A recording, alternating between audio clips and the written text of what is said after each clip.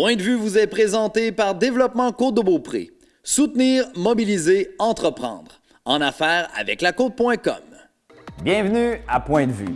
Cette semaine à l'émission, on s'intéresse au vélo de montagne et plus précisément à la stratégie régionale qui en découle. Actuellement, le vélo de montagne est bien positionné dans la stratégie touristique de l'Office du tourisme de Québec. Mais qu'en est-il de cette réalité chez nous, puisqu'on souhaite attirer de nouveaux adeptes de partout dans le monde dans nos sentiers? Pour nous donner leur point de vue, je reçois Gilles Morneau, qui est un passionné de vélo de montagne, David Dorion de Développement Côte-de-Beaupré, ainsi que Sandra Nadeau du Mont-Sainte-Anne. Bonne émission!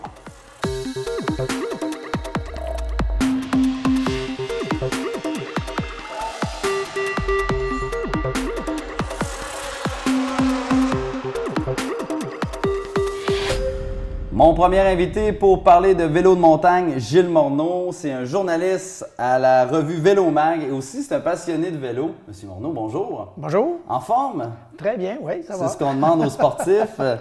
Monsieur Morneau, vous êtes passionné impliqué dans le vélo de montagne depuis bon nombre d'années. Parlez-nous un peu de votre bagage afin qu'on vous connaisse un petit peu plus et ce qui vous fait triper en lien avec le mountain bike. OK, je viens de la Côte-de-Beaupré, moi aussi, je viens de Beauport, là, alors j'ai toujours été impliqué dans le vélo de montagne. Ça fait 25 ans que je fais de la compétition. Alors, à un moment donné, on trouve le besoin de redonner au sport. Alors, je m'implique dans l'Association régionale de vélo de montagne Québec-Chaudière-Appalaches.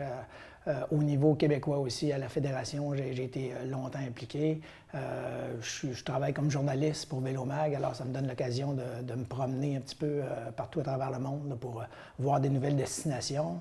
Je me suis promené aussi beaucoup en compétition, un petit peu moins maintenant avec la famille, mais je garde un œil sur qu'est-ce qui se passe un petit peu partout dans le monde, puis j'essaie d'amener ça ici pour qu'on ait les meilleures pratiques, les meilleures pistes de vélo de montagne aussi. Je développe aussi des sentiers de vélo de montagne, alors un petit peu impliqué de toutes sortes de façons. On peut dire que vous êtes un peu comme une référence vélo de montagne à Québec et même en dehors du Québec? Si tu veux. Selon vos expériences, vos observations, comment se porte le vélo de montagne à travers le monde? Est-ce que le sport gagne en popularité un peu partout à travers la planète? Oui, je pense que le sport de cyclisme a toujours été populaire. Il y a toujours eu des vagues entre le cyclisme de route et de montagne. Puis actuellement, de façon globale, on assiste à une espèce de retour du vélo de montagne, là. À l'époque de Lance Armstrong, tout ça, il y a eu une vague vraiment pour le vélo de route, là, surtout en Amérique, là. Alors, les gens qui avaient essayé le vélo de montagne, souvent délaissaient le vélo de montagne, s'achetaient un vélo de route puis faisaient de la route. Mais là, avec les années, on dirait que cette clientèle-là s'aperçoivent qu'il y a plus de circulation sur les routes, ils se sentent moins en sécurité, alors ils ont un besoin de retourner un petit peu à la nature, à un contexte plus tranquille pour pratiquer le vélo. Puis, à l'époque, il n'y avait pas de sentier dédié à la pratique spécifique du vélo de montagne, on en faisait un petit peu n'importe où. Maintenant, il y a beaucoup d'endroits où ça s'est développé vraiment spécifique au vélo de montagne. Alors, on a des sentiers de tous les niveaux. Quelqu'un qui veut commencer, il y a des endroits où il peut le faire en toute sécurité. Alors, c'est ça qui amène une espèce de changement dans la pratique du vélo.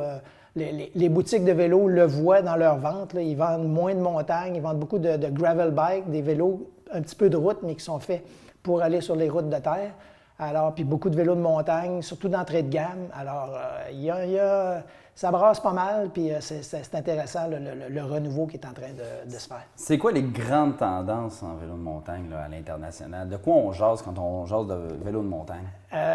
Les différentes pratiques qu'il y a vraiment...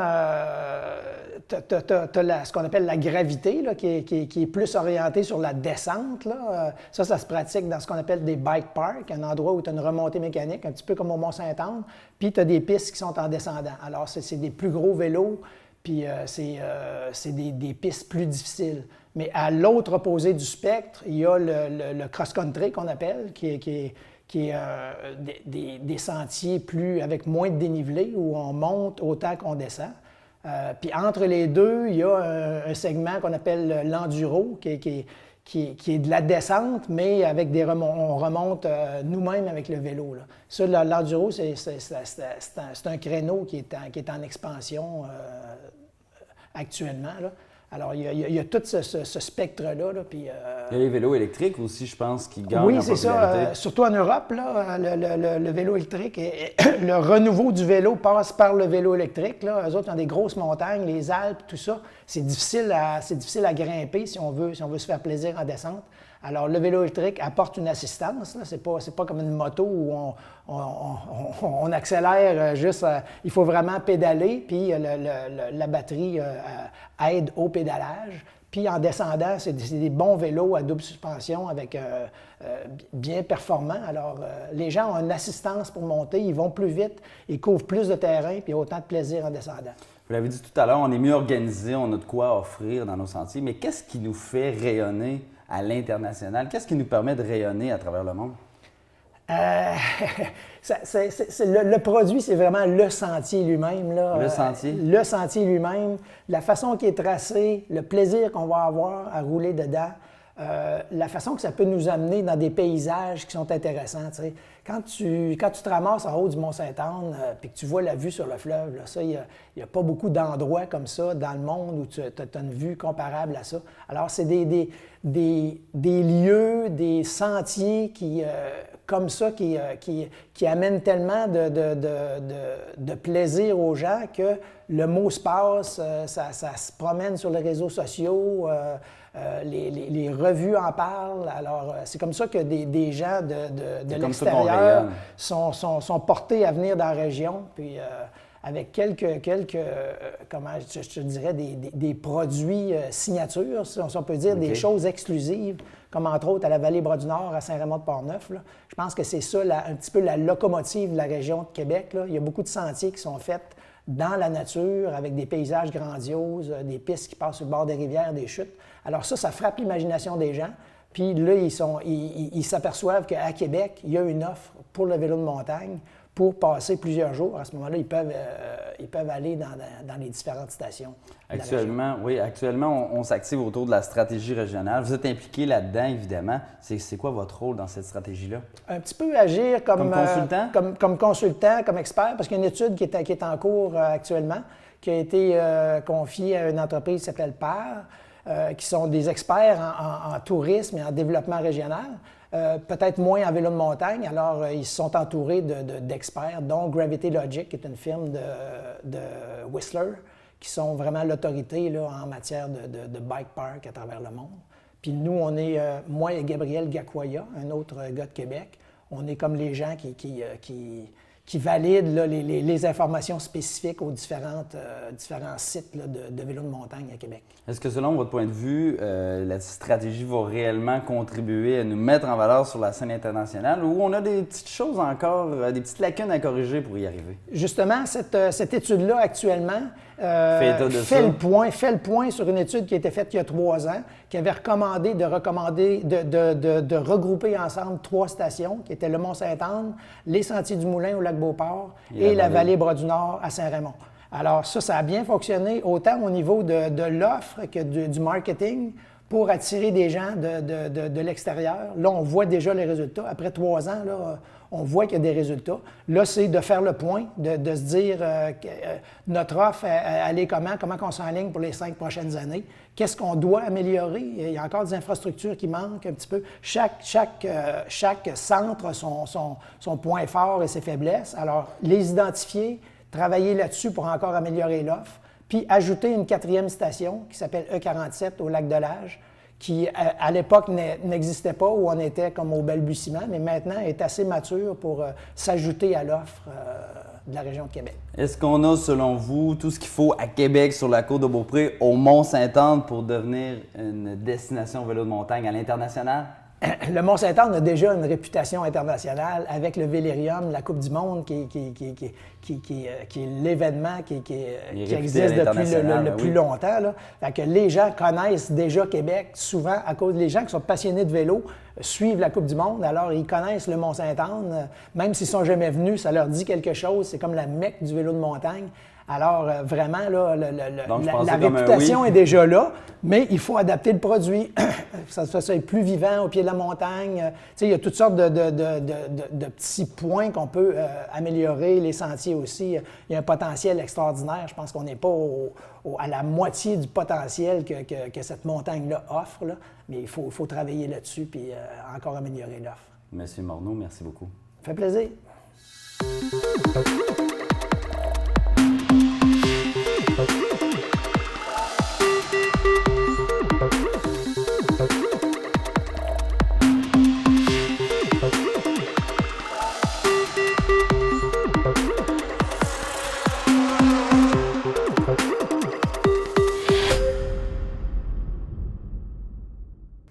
On poursuit la discussion sur le vélo de montagne en compagnie de David Dorion. Il est conseiller en développement touristique à Développement Côte-de-Beaupré. Monsieur Dorion, bonjour. Bonjour Maxime. Bienvenue à l'émission. Merci. Alors, Monsieur Dorion, comment va le vélo de montagne sur la Côte-de-Beaupré? Ça va bien Maxime, on a des performances intéressantes. Puis on a un produit qui, si on veut, se travaille bien puis qui est en progression. Des performances intéressantes, ça veut dire quoi? Ça veut dire que les performances sont constantes, puis on a une augmentation, si on veut, avec la clientèle touristique, entre autres. Alors pour nous, c'est très, très, très intéressant. C'est des bons indices, des bons indicateurs. Exactement. Depuis 5 ans, l'Office du tourisme de Québec a compris que le vélo de montagne avait un fort potentiel de développement et on s'affaire à mettre en place une stratégie, une planification qui consiste en quoi au juste? OK. Depuis, 2013 environ, on a une planification stratégique au niveau du vélo de montagne qui a été mise en place. Ça consiste à mettre en valeur le vélo de montagne, mais au niveau national et international, pour amener une clientèle de l'extérieur de la région de Québec, entre autres. Pour ce faire, on travaille avec 3 destinations depuis le départ, soit Vallée-Bras-du-Nord, Sentier-du-Moulin et le Mont-Sainte-Anne, et une dernière destination du Lac-de-L'Âge qui s'est ajoutée cette année. OK. Et localement, comment ça se traduit avec le Mont-Sainte-Anne? Bien, avec le Mont-Sainte-Anne, il y a 2 aspects qu'on travaille, soit la commercialisation, la communication, puis aussi le développement du produit vélo de montagne, entre autres. Ça, c'est les 2 gros aspects. Développement de produits, on parle, entre autres, de la mise à niveau de sentiers, puis de nouveaux sentiers, la production de nouveaux sentiers. À quel moment il y a un déclic qui s'est fait en lien avec l'Office du tourisme de se dire, là, à partir de maintenant, on va concentrer nos efforts sur le vélo de montagne? Oui, ça vient en fait de la planification que l'Office a fait, qui s'appelait Québec 2020 à l'origine. Okay. Alors, c'est vraiment une grosse planification stratégique qui avait été faite par l'Office du tourisme de Québec. Sur le tourisme en général? En général, puis les intervenants avaient été mis, si on veut, à contribution. Puis le vélo de montagne avait ressorti comme un produit distinctif de la région de Québec. Alors c'est pour ça que le vélo de montagne a commencé à être travaillé au niveau du tourisme. OK, excellent. On va décortiquer les choses un peu ensemble. 2012-2013, c'est le début de cette stratégie-là de développement. Et le Mont-Sainte-Anne est là, le Mont-Sainte-Anne est présent. Oui. Qu'est-ce qui fait que le Mont-Sainte-Anne est là depuis les tout débuts de cette initiative? Bien, le Mont-Sainte-Anne en fait une notoriété au niveau du vélo de montagne, puis c'est un des pionniers. C'est une destination, une des premières au Québec, puis aussi au Canada à avoir eu du vélo de montagne. Avec aussi la collaboration du Vélérium. Le Vélérium a fait aussi donner un grand coup de main pour développer la destination. Exactement. Alors, on a un potentiel qui est là, puis aussi qui est depuis plusieurs années. Alors, voilà. Et en 2013, une étude qui a été commandée, une étude qui nous révélait quoi exactement sur le vélo de montagne? Bien, qui révélait que la destination Québec, la région de Québec, on avait un véritable potentiel au niveau de la destination vélo de montagne au niveau international. Alors ça se traduit en ayant une masse critique de sentiers de vélo, en ayant par contre des équipements qui répondent aux standards du milieu, mais aussi avoir un produit touristique qui est intéressant et fort. Je me souviens qu'en pré-entrevue au téléphone, vous m'aviez dit on a un créneau très particulier à Québec. Oui. Alors, qu'est-ce qu'on a de si unique à Québec au niveau du vélo de montagne? Bien, on a une masse critique, c'est ça, on a une masse critique de sentiers qui est hyper importante. Puis aussi, à proximité d'une ville comme Québec, ça, c'est distinctif vraiment. On ne trouve pas ça ailleurs. C'est distinctif parce que les gens sont attirés vers Québec, puis là, ils ont possibilité d'aller aux alentours, puis c'est là qu'il y a plusieurs alternatives. Exactement. C'est la proximité de Québec. Les gens peuvent habiter à Québec, aller faire du vélo de montagne ou vice-versa, habiter près des centres de vélo de montagne et aller visiter Québec. Alors c'est un produit qui est pratiquement unique, là. OK. Ensuite, en 2015, le plan commence à se concrétiser et on met sur papier des orientations stratégiques qui tournent autour de quoi exactement? Vous l'avez effleuré un peu tout à l'heure, mais ça parle de quoi au juste? Oui, bien c'est ça. On parle beaucoup de commercialisation en partenariat, entre autres avec les 3 centres, les 4 maintenant dès cette année, mais aussi au niveau du développement de la destination, le produit vélo de montagne. Ça se traduit en faisant de nouveaux sentiers, de réfection de sentiers, mais aussi de développer l'offre autour de l'activité de vélo de montagne. Ce n'est pas seulement le vélo de montagne, mais aussi l'organisation du produit touristique autour du vélo de montagne. Donc là, vous êtes 4 destinations, donc ça vous permet peut-être de faire tout ça ensemble puis d'avoir une offre plus globale, plus diversifiée. Chose que vous ne pourriez pas faire si vous étiez tout seul? Bien, c'est ça, entre autres, mais aussi ça nous permet de se positionner plus fortement. Parce que ce qu'on comprend, c'est que les gens qui se déplacent pour faire des voyages de vélo de montagne, ils vont chercher des kilomètres, ils vont chercher une expérience sur plusieurs jours. Alors, en ayant plusieurs destinations comme ça, bien, les gens peuvent venir au Mont-Sainte-Anne, ensuite aller Sentier du Moulin, puis aussi à Vallée-Bras-du-Nord. Fait que là, on a un produit qui est vraiment intéressant puis qui se tient. On veut attirer des gens hors du Québec, des États-Unis, à l'international, c'est quand même big. Oui. On fait quoi pour attirer des gens à l'international chez nous? On parlait de commercialisation, mais concrètement, on fait quoi? OK. Bien, concrètement, c'est ça. Là, on travaille là-dessus depuis environ 3 ans. C'est des actions qu'on fait, entre autres, avec l'Office du tourisme de Québec. Parce que les 3 destinations ensemble et les MRC, on n'a pas un pouvoir de promotion aussi puissant que celui de l'Office. Vous n'avez pas le budget non plus. C'est ça, exactement. C'est un travail concerté, puis les actions passent par le partenariat avec l'Office du tourisme de Québec. Qu'est-ce qu'on fait? Il y a différentes choses. On va dans des foires commerciales qui sont spécialisées dans le vélo, puis différentes actions aussi via des médias spécialisés en vélo de montagne. Il y a différentes choses qu'on va travailler, puis ça, on met à jour justement notre plan d'action. Vous organisez pour qu'on parle de vous. Exactement. Qu'est-ce qu'il vous reste à accomplir là-dedans? Parce que là, c'est déjà en branle, mais qu'est-ce qu'il vous reste à accomplir? Bien, en fait, c'est un éternel, si on veut, c'est un éternel renouvellement, là. Il reste à accomplir plusieurs choses, si on veut, au niveau du produit, soit les nouveaux sentiers, la mise à jour de sentiers, ça, c'est la base du produit vélo de montagne. Consolider ce qu'on a. Consolider et améliorer aussi. Alors ça, c'est déjà un gros travail qu'on a déjà fait, mais qu'on continue de faire et qu'on doit faire. M. Dorion, expliquez-moi une chose. Grosse stratégie. Pourquoi on n'en a pas entendu ou presque pas entendu parler au niveau local? Oui. Bien, en fait, on a commencé, si on veut, peut-être en catimini, puis on a travaillé dans un cercle restreint pour vraiment mettre les bases solidement. Puis là, on commence à déployer de plus en plus d'efforts au niveau régional pour faire connaître ce mouvement-là, si on veut. Parce que j'imagine qu'à quelque part dans cette histoire-là, le local aura éventuellement un rôle à jouer dans cette grande stratégie. Effectivement, oui, ça c'est primordial en fait. On a commencé dans un cercle restreint, comme je disais, mais là, on commence à déployer les actions puis aussi à impliquer, si on veut, la population locale. Qu'est-ce qu'on va être invité à faire, par exemple? Bien, on fait entre autres, pour la prochaine étude qu'on met à jour, il y a une demi-journée de consultation.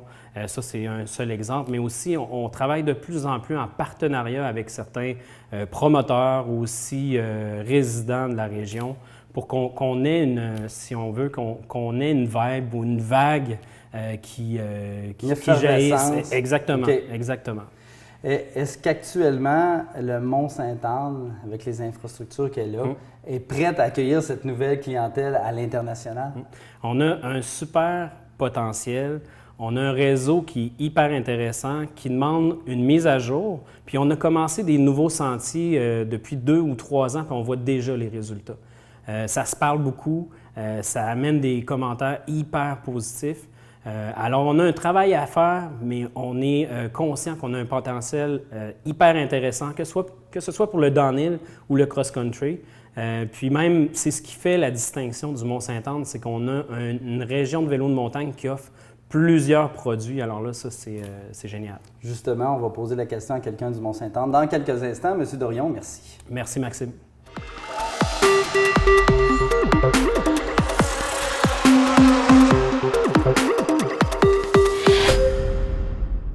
Ma prochaine invitée, Sandra Nadeau, directrice régionale des ventes et marketing pour le Mont-Sainte-Anne. Bonjour. Bonjour Maxime. Ça se passe bien au Mont-Sainte-Anne? Oui, super bien. Donc, on vient d'en discuter en long et en large avec David Dorion de la stratégie pour le vélo de montagne, évidemment. Le Mont-Sainte-Anne est au cœur de cette grande stratégie-là. Et depuis le début, vous êtes dans cette démarche avec l'Office du tourisme. C'est un peu naturel pour le Mont-Sainte-Anne d'être dans ce projet-là. Oui, tout à fait. On est un grand attrait de la région de Québec élargie. Vélo de montagne au Mont-Sainte-Anne, ça fait 27 ans qu'on a des Coupes du monde consécutivement. On est la seule destination au monde qui a fait 27 Coupes du monde consécutives. Alors, c'est un naturel pour nous d'embarquer avec l'Office du tourisme pour faire la promotion du vélo de montagne. Oui, les Coupes du monde, j'imagine que ça vous a donné une belle réputation et un beau rayonnement en dehors du Québec. Oui, tout à fait. La notoriété du Mont-Sainte-Anne n'est plus à faire, comme je peux dire. On est reconnu internationalement maintenant par ces événements-là au fil des ans, puis aussi par l'ensemble de l'offre qu'on a autant en vélo de descente qu'en vélo de cross-country. Ben oui, parce que le Mont-Sainte-Anne, moi, j'ai toujours la référence destination hivernale. C'est peut-être moi qui fais moins de vélo de montagne, mais, tu sais, destination hivernale pour le ski, mais pour l'été, on parle plus de vélo de montagne, puis maintenant, il y a du vélo l'hiver aussi. Mais on peut-tu dresser un portrait un peu de la montagne, des sentiers, pour nous dire à quoi ça ressemble le vélo de montagne au Mont-Sainte-Anne? Oui, bien, bien sûr, on est le seul centre de la grande région de Québec à offrir du vélo de descente, c'est-à-dire que les gens doivent prendre la remontée pour ensuite descendre la montagne avec des vélos un petit peu plus performants, là, double suspension, plus sécuritaire aussi. Pas plus sécuritaire, mais fait pour la vitesse, descente, un peu exactement. avec un casque aussi. Avec un casque, des protections, le cou, tout ça. On a aussi, depuis quelques années, beaucoup de gens qui pratiquent l'enduro. L'enduro, c'est une discipline qui fait autant travailler pour monter que pour la descente. Fait que les gens retrouvent un peu le cardio pour l'entraînement, mais aussi l'adrénaline de la descente. Alors, on a de plus en plus d'adeptes de ce sport-là. Et le cross-country, bien sûr, qui est accessible à un plus large éventail de personnes. Plus de 200 km de sentiers sont accessibles au Mont-Sainte-Anne. On en a pour les débutants, les intermédiaires, les experts. Alors, on est une destination avec une grande offre au niveau du vélo. Puis actuellement, vous faites quoi en lien avec cette stratégie-là? Vous améliorez vos sentiers, consolidez, vous vous situez où là-dedans? Bien, depuis quelques années, on a ajouté des nouvelles pistes en cross-country principalement. En vélo de descente, je vous dirais que c'est de bonifier ce qu'on a déjà, d'essayer d'entretenir les sentiers, quand on a des entretiens à faire, de repenser à la façon de l'entretenir pour que l'érosion se fasse moins, tout ça. Mais au niveau du cross-country, on a ouvert des nouveaux sentiers dans les dernières années. Je pense entre autres à un sentier La Boucle d'Or qui est dans le coin du camping pour vraiment les débutants, pour la relève. On pense que c'est important que dès les 5, 6, 7, 8 ans, les jeunes aient le goût de se mettre au vélo de montagne. Puis, on a fait aussi un autre sentier signature qu'on aimerait voir le jour finalement apparaître, là, qui partirait du camping jusqu'à la base de la montagne. Ça fait déjà 2 grandes étapes qu'on fait. Il n'en manque pas beaucoup pour se rendre jusqu'à la base de la montagne de ski. Alors, un sentier single track, comme on dit dans notre jargon. Alors, juste une personne à la fois, mais qui se fait dans les 2 sens. Très, très apprécié. Il est ouvert depuis quelques années. Puis, c'est ça. Le reste de la stratégie, c'est de bonifier, de reconstruire un peu ce qu'on a fait pour rendre ça plus accessible à un plus large éventail de clientèle. Là, il y a le Mont-Sainte-Anne, mais il y a 3 autres destinations qui sont avec vous. C'est quoi exactement la pertinence de travailler de concert avec d'autres destinations, alors qu'on veut tous se mettre en valeur chacun de notre côté? Oui, bien en fait, ça, c'est un regroupement qu'on a créé il y a à peu près 2 ans maintenant, avec les 3 autres grands centres de la région de Québec, c'est-à-dire Sentier-du-Moulin, Vallée-du-Bras-du-Nord, E47 qui est à Lac-de-L'Age et nous, le Mont-Sainte-Anne. En fait, on a décidé que pour aller rejoindre une clientèle qui vient de plus loin, pour nous faire connaître, de travailler ensemble serait un avantage. L'Office du tourisme nous appuie là-dedans aussi avec des fonds pour nous aider à faire de la mise en marché conjointe. Fait qu'on a réussi à avoir un levier financier plus important Puis on se positionne comme étant la ville de Québec et 3-4 grands centres autour où il y a un vaste réseau de toutes sortes de niveaux différents pour faire du vélo de montagne. Fait qu'on on veut être capable de convaincre des gens de l'Ontario, du nord-est des Américains de nous choisir comme destination vélo de montagne, puis de faire de Québec et les régions une destination vélo de montagne là, d'ici les 10 prochaines années, qu'on soit une référence. OK. Mais de travailler avec 4 autres joueurs, 3 autres joueurs plutôt, ça me fait l'impression que ça va diluer un peu ce qu'on a à offrir chez nous, qu'on va avoir moins de monde, ou au contraire, on va attirer encore plus de monde ici, puis ils vont avoir avantage à peut-être essayer puis venir au Mont-Saint-Anne. Bien, nous, notre objectif, c'est sûr que c'est de générer du volume, générer de la nouvelle clientèle.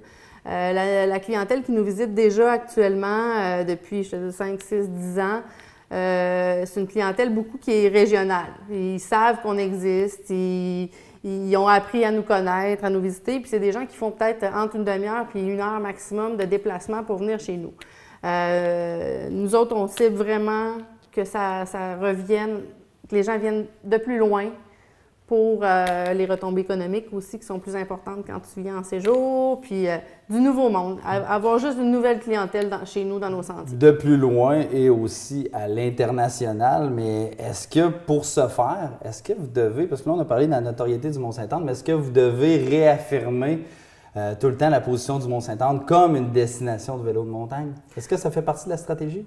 Les gens connaissent le Mont-Saint-Anne. Honnêtement, c'est notre pour ceux à l'international, peut-être en dehors de Québec, qui connaissent moins. Bien, je vous dirais que la notoriété du Mont-Saint-Anne est connue à l'international. OK. Je vous Oui, dirais, c'est sûr, avec les compétitions. c'est ça, avec les Coupes du monde qu'on a eues, puis avec le ski alpin. Le vélo profite du fait qu'on est vraiment connu aussi. Ça fait 50 ans qu'on est là, 52 ans pour le ski alpin. Alors, la notoriété est là. Je vous dirais que c'est au contraire. Je pense que c'est plus les autres centres qui se greffent à nous, qui vont profiter de la notoriété du Mont-Saint-Anne pour se faire connaître. Mais il y a de la place pour tout ce monde-là. Il y a de la place partout dans tous les centres pour cette nouvelle clientèle-là. Puis c'est ce qu'on vise. Vous avez parlé de grandes compétitions, mais des fois, dans l'image des gens, est-ce qu'on est moins accessible ou on veut casser ça pour dire, les enfants, les jeunes familles, les randonneurs, là, ceux qui veulent juste profiter du vélo de montagne, qui ne sont pas experts, le Mont-Saint-Anne, c'est peut-être une destination. Est-ce qu'on essaie de casser ça pour se rendre plus accessible? Oui, tout à fait. Entre autres, c'est pour ça aussi qu'on travaille ensemble, qu'on se met en marché pour montrer tout l'ensemble de l'offre qu'il y a à faire. Il n'y a pas que le vélo de montagne. Puis le Mont-Saint-Anne est associé justement à des grandes compétitions importantes où on voit des athlètes de haut niveau faire des parcours que la majorité des gens ne sont pas capables de faire. Alors, au contraire, on a une offre vraiment large. Un enfant de 5 ans jusqu'à des personnes de 75-80 ans peuvent facilement rouler dans nos sentiers. Puis c'est ça qu'on veut mettre de l'avant, c'est ça qu'on veut faire connaître aux gens, qu'il n'y a pas que le Mont-Saint-Anne de haut niveau qui est disponible, c'est qu'il y en a pour toutes les gammes d'athlètes, si on peut dire. Sandra Nadeau, merci beaucoup d'être venue me voir en studio. Et voilà, c'est ce qui met fin à l'émission. Soyez des nôtres la semaine prochaine, alors que d'autres intervenants seront avec moi en studio pour nous donner leur point de vue. Merci.